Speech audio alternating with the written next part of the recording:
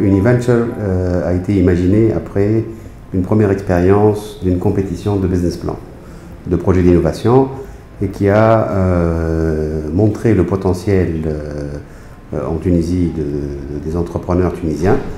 Et on a creusé et on a essayé de faire quelque chose qui concerne une population bien particulière, les entrepreneurs qui travaillent ou qui sont issus du monde de la recherche. Donc on a créé un peu un concept qui s'adresse aux promoteurs qui ont de la propriété intellectuelle, donc des connaissances valorisables produites dans les universités, pour les rapprocher du monde économique et leur donner une occasion de saisir des opportunités de valorisation de leurs travaux de recherche scientifique ou académique.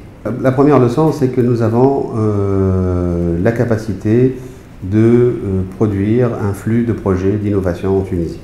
Et je peux même dire que ce flux peut aller crescendo si on met les moyens et si on développe des compétitions comme celles que nous faisons aujourd'hui avec l'équipe Univenture. هذه أول حاجة. ثاني حاجة تنجم تكون peut-être un peu plus orienté écosystème. L'écosystème est en train lui-même de se développer et de s'adapter à ce type de projet. C'est des projets qui comportent un risque très élevé. On appelle ça donc des projets avec un profil particulier de risque et qui sont à financer par des tickets en early stage. Voilà. Donc des tickets qui ne sont pas très élevés malgré tout, quelques centaines de milliers de dinars pour commencer, mais dans des étages early stage. Et donc les acteurs de ce genre de financement sont en train de se développer.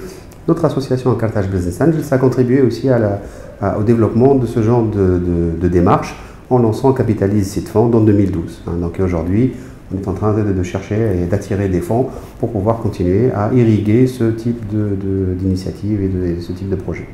Alors, le futur d'Univenture dépend pour beaucoup du partenariat qu'on peut développer avec des bailleurs de fonds, des universités, donc les parties prenantes en définitive, les stakeholders de l'écosystème de l'innovation.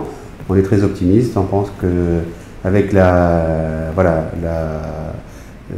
réussite de cette deuxième édition et le lancement de la troisième édition, on est en train de construire une dynamique de pérennisation de cette compétition.